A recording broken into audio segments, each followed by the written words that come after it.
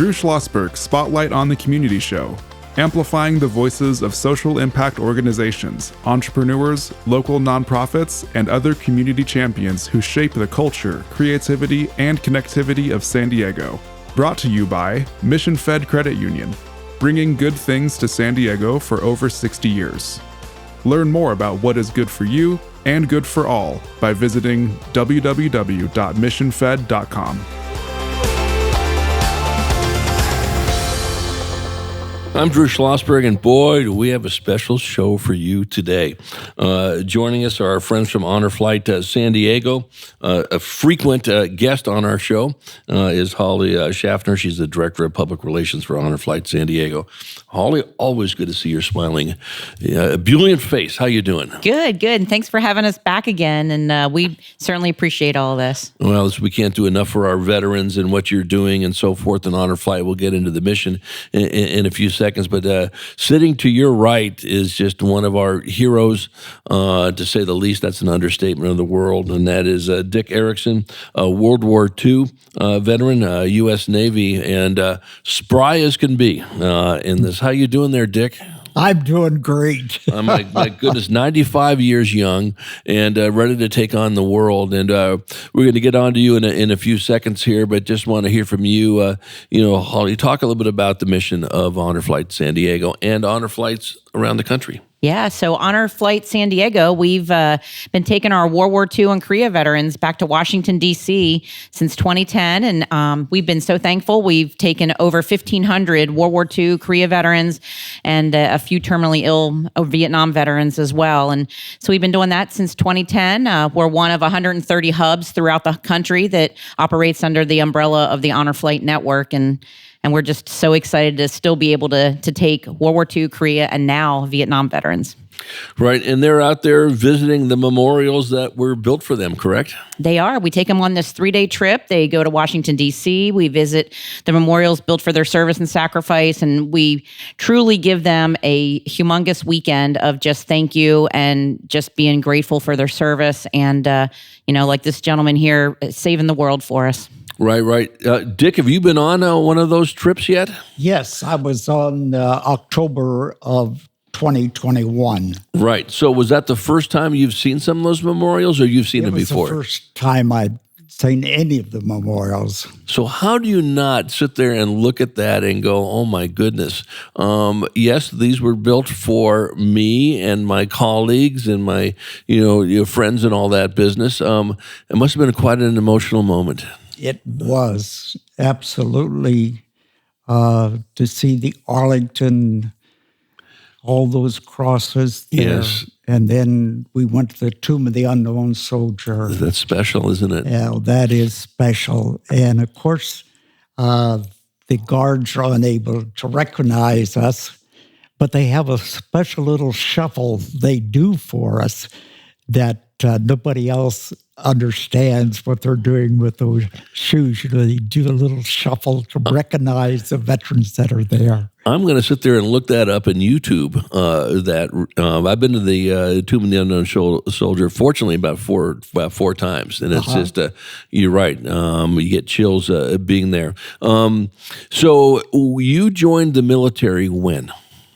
I joined in 1944. I had a brother in Germany with Patton's Third Army. Right. And I dropped out of high school at 17. My dad signed my papers, and I joined the Navy. Right. And where did you fight? Where were you? Pardon?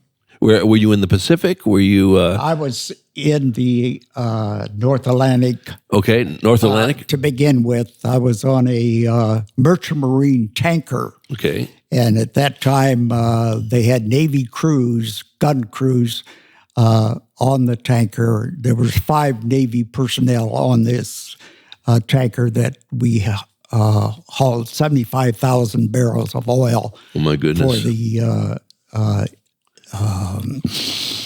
defense industry up on the East Coast. Sure. Then when the war in Europe was over, we transferred to San Diego to an LST that was in the dry dock here. And they were adding more 20-millimeter guns to the ship for the invasion of Japan. And we were in Frisco when on August the 15th, when they declared the war was over. Wow. And we changed from a mission to invade Japan to humanitarian, removed all the equipment that we would need for an invasion, and loaded up with food, medical supplies, and clothing, and went to Okinawa and dropped some of that material off there. But our main purpose was between Okinawa and Japan are the Amami Oshima Islands. And these were people that were isolated, completely isolated, starving. And we would breach our LST and open up the front of the LST, the ramp, and these Japanese would come out and we'd pass box after box after box. Some of the islands were so small we weren't able to beach at all. Right. But they would come out in their small boat and we'd load material over the side to them, and then they'd roll away. They would bow, take their hat off to us. They were so appreciative of the food and the medical supply. And it just showed you how great America really is to... Well, listen, I mean, just you get chills listening to that story, Holly, and that is, in fact, now, did you continue, Dick, in the Navy once you came back after doing that mission? No, I left the Navy at that time. I signed up for the duration of the war in 6 months. Right. And they took the 6 months, too. Every second of it? Pardon? Pretty much every second of those 6 months they took, right? Exactly. Yes, absolutely. Yeah. What'd you do after the war? I went back to high school. Nice. Yeah, Good. High school. And then after that, what'd you do? I ended up. I was going to Chicago Arts Center. Oh, nice. Beautiful. In Chicago. Sure. But there were so many GIs at that time. It was a year waiting list. So my mother lived in Los Angeles, so I came west and went to art school here. Oh, okay. And art school in L.A. We're chatting again with Dick Erickson, World War II veteran in the U.S. Navy, joined by his colleague, Holly Shaffner, Director of Public Relations for Honor Flight San Diego. I'm Drew Schlosberg, and you're listening to Drew Schlosberg Spotlight on the Community Show. You're on Cloudcast Media, brought to you by Mission Fed Credit Union, bringing great things to San Diego for over 60 years. Now, Holly, how many of those honor flights have you been on? So I've probably been on about 8 or 9. And let me tell you, Drew, it just never gets old. I mean, I hear stories like what you just heard right now for 3-day weekend times 9 times. And then, their mission, these World War II, Korea veterans, these Vietnam veterans, their mission goes on even after they come back from their honor flight. Yeah, it's such a great opportunity for young folks, people that are in school to really understand what happened from somebody who, went ahead and participated in this thing up front and personal. And then, as you know, now you're moving over into the Vietnam era as we speak, and then eventually down the road, we'll get through some of the other, battles and some of the wars that we have fought on this. So for honor flight, you take about how many veterans on each flight? Yeah, we try to take about 85 veterans on every flight. This next flight that we have coming up is the Navy HAL 3 Seawolves flight. And we'll be taking 85 Navy Seawolves with us. And then in November, we have a second flight this fall.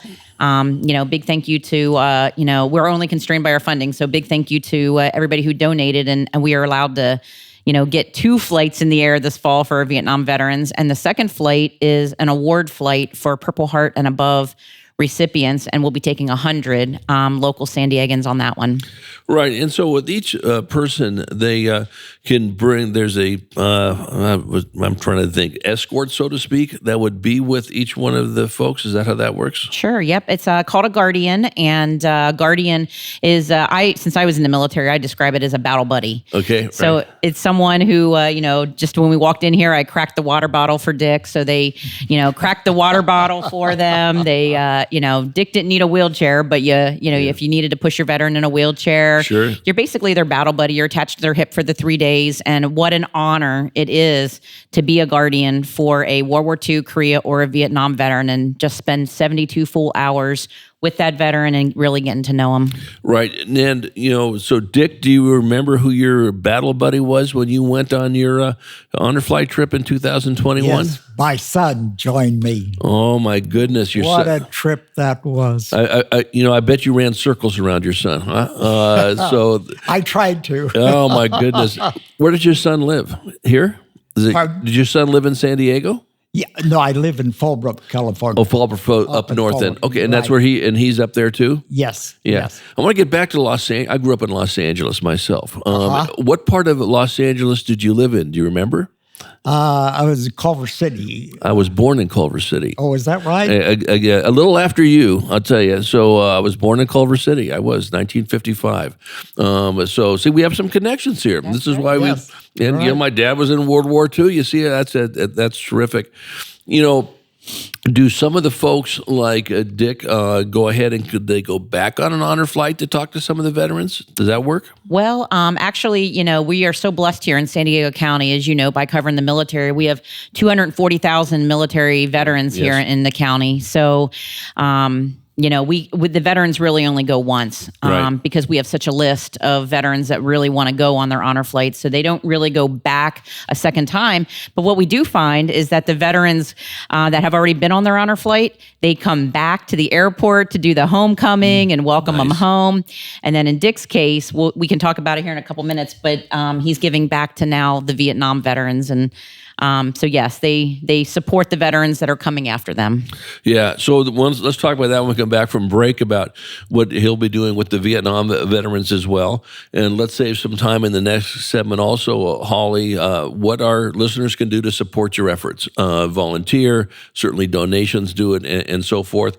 And any other things that we can do to raise the bar, honor flight, and, make folks like, Dick smile and all that. That's what we want to do. How's that sound? Like Sounds a plan? great. Yep. Good. Okay. We're going to be right back after this break. When you do your banking with Mission Fed, you get great rates on auto and home loans. That's good for you, but something good also happens for a lot of other people. We're not for profit, so we put money back into the community to help lots of great nonprofits to keep San Diego strong. So you're not just getting something good, you're doing something good. Come to Mission Fed. It's banking that's good for all. Brand amplification is the DNA of Cloudcast Media, and our code is the powerful blending of sound, voice, and storytelling to lift local brands and their communities.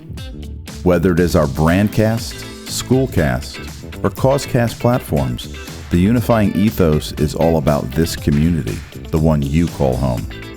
If you dare to dream and want to explore the brand amplification of Cloudcast, a national leader in local podcasting and other Winfluence strategies, please visit us at cloudcast.us.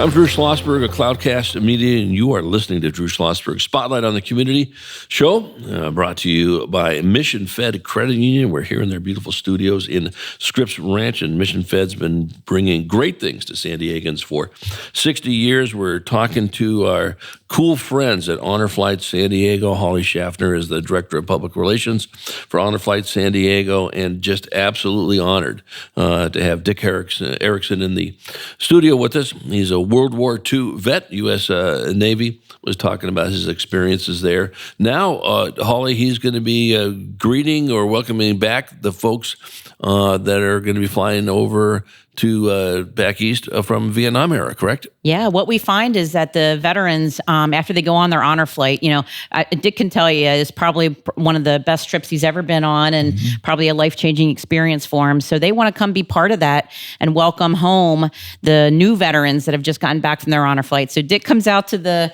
to the homecomings. He, does so much for us with Honor Flight San Diego. And, we talk about it all the time, Drew, how, Honor Flight's more than just going to those memorials back in D.C.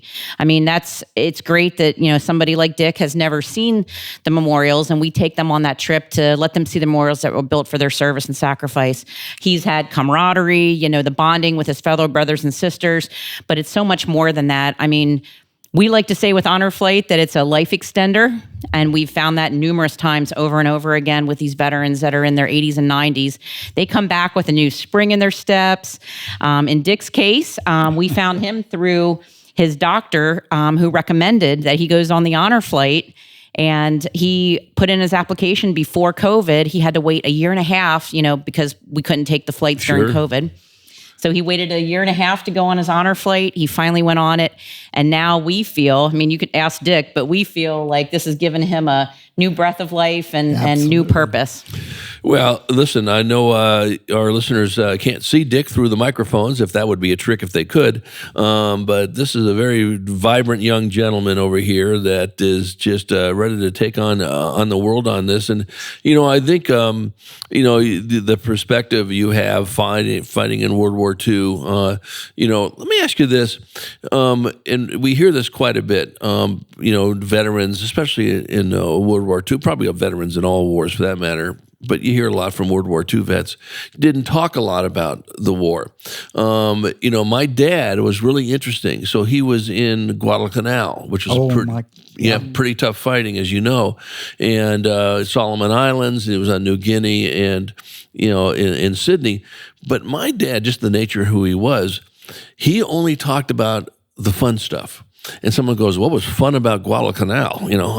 But he talked about teaching the natives in New Guinea how to play tennis. He talked about that they snuck a wallaby on their ship in Australia, and this thing was bouncing around, and and he didn't talk about some of the the things that were pretty gruesome, as on that. Did you find yourself when you came back? You had 6 months after you were doing your humanitarian efforts out in Okinawa. Did you talk much about the war when you got back? No, I was never in combat, right. And I questioned whether I was entitled to go on this trip. Interesting. I really did. And they convinced me that I should go.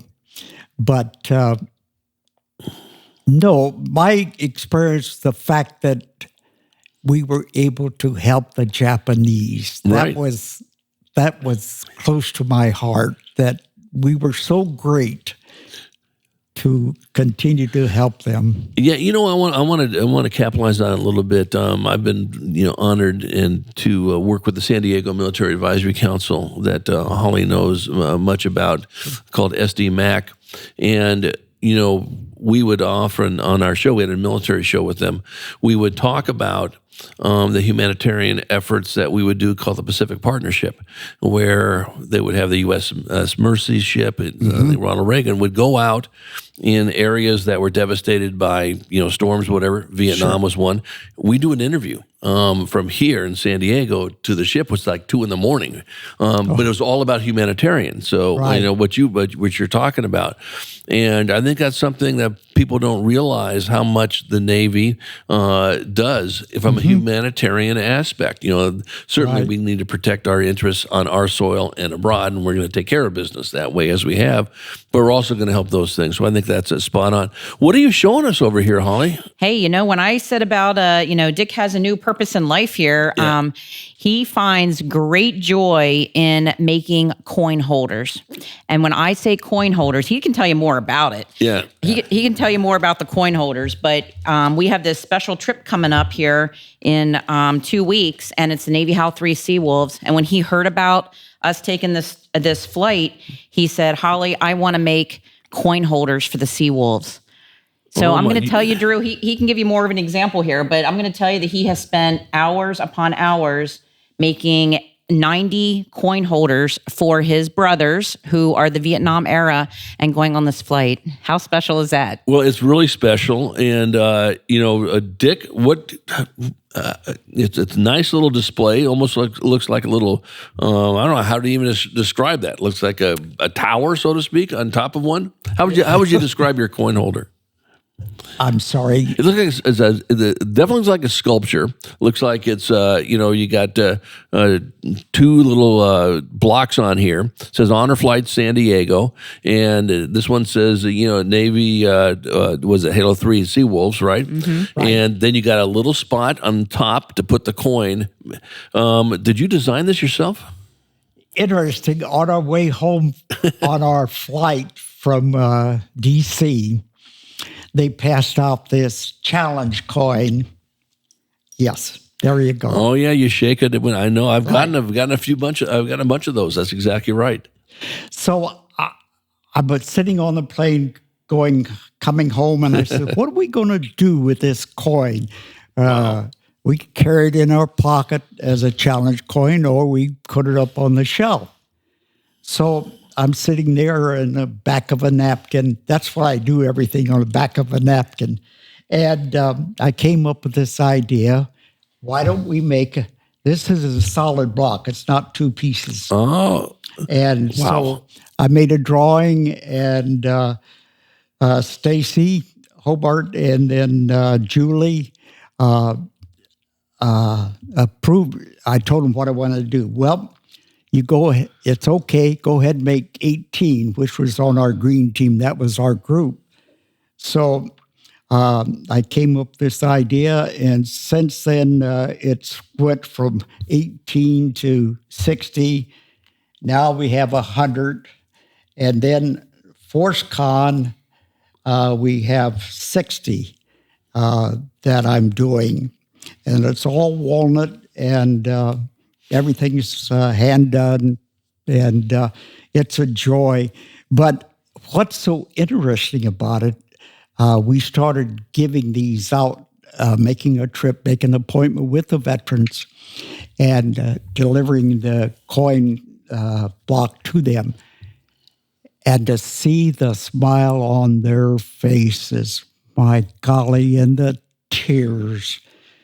Just a simple little block, but it's touched so many hearts in me. Well, listen, this thing is beautiful looking. We're going to ask Sophia, our top-notch producer of Cloudcast, maybe to take some pictures of this, and maybe we can put it on the website as well. I'm going to tease CJ Machado a little bit and say, you didn't tell me that you were holding off on Dick making you a nice ForceCon coin holder. CJ was on our show, thanks to Holly a week or so ago. And I think she's going to come back on, I think, next week, if I'm not mistaken, on that. That's great stuff. Now, did you said you went to L.A. after your service in the Navy, and you got involved in art? Is that what your interest was? Yes. I went to Chenard Art Institute, Woodbury College. I didn't think I was getting enough, so then I'd go to night school also. Look at this. Well, does that surprise you, Holly? Probably, the guys, he hasn't stopped running at full speed on this. Holly, we got about a minute or so to go here, and then I'll toss it over to Dick as well. What can our listeners do to support your efforts? We really can't do enough to support your efforts, but what can we do? Yeah, great question. I think that what we can do is everybody that's listening right now, a World War II, a Korea, or a Vietnam veteran in the community, they have to get on their honor flight. If they haven't been, send them to honorflightsandiego.org, and let's get their application in and get them on a future honor flight. And just like every nonprofit in San Diego County, we're only constrained by our funding. Right. Pre-COVID, our flight cost about $250,000, but now post-COVID, it's about $300,000. So we have to raise that for every single flight that we take. And but as you know, the veterans, they go at no charge to them. So let's get these veterans on their honor flight. Very good. And what's the email? The website is honorflightsandiego.org. Very, very good. Dick, do you have any final words for our listeners out there? What would you like to say? Honor flights changed my life, and I just give you an example. When we were back there, when we went on our tour, here were the Vietnam veterans, their big Harleys, and they had their flags on the back, and they escorted us all over. I was in Hawaii. My daughters took me over there for my birthday, and I found some Holly Davis fellas there. What a fellowship they are. And I had to get there and tell them exactly what I found there. What a great group they are. And so I got to sit on a big Harley Davis and got their pictures with these Hawaiian veterans. No, that is terrific. Well, listen, we're thrilled that you came on our show. Holly, I know you have some other comments. Yeah, I was just going to say one more thing. You asked what the community can do. Well, hey, we're coming home from our honor flight on October 2nd. So let's come out to the San Diego airport and welcome these heroes home. I mean, talk about a generation that needs to be welcomed home. We're bringing home 85 Vietnam veterans. We get in at 1:15, so your listeners need to be out there at noontime. And we're going to have Sweethearts of Swing, entertaining the crowd before we land. So we always see about 800 to 1,000 people waving American flags, chanting USA, USA. So let's get your listeners out there to welcome our heroes home. What date is that again? Sunday, October 2nd, and we arrive at 1:15, but you really need to be there at noon. Right, and we're going to see Dick out there dancing with all the group over here. He is raising his hand. He's going to be doing some square dancing and some who knows what other type. Dick Erickson, I'm going to just tell you, it's an honor to have you on our show, and I can't thank you enough for your service. And what you're continuing to do for our men and women veterans and our also men and women that are in uniform. Thank you so much for coming on. Thank you for having me. I enjoyed it. We enjoyed it as well. And Holly, you're always a treasure to have on. You always have some cool things. We'll continue this conversation with even more vets down the road. We can't shout out Honor Flight enough. Great. Thank you so much. You bet. I'm Drew Schlosberg, and you've been listening to Drew Schlosberg Spotlight on the Community Show on Cloudcast Media, brought to you by Mission Fed Credit Union, bringing great things to San Diego for 60 years. You've been listening to an episode of Drew Schlosberg's Spotlight on the Community Show, amplifying the voices of social impact organizations, entrepreneurs, local nonprofits, and other community champions who shape the culture, creativity, and connectivity of San Diego community. Brought to you by Mission Fed Credit Union, bringing good things to San Diego for over 60 years. Learn more about what is good for you and good for all by visiting www.missionfed.com.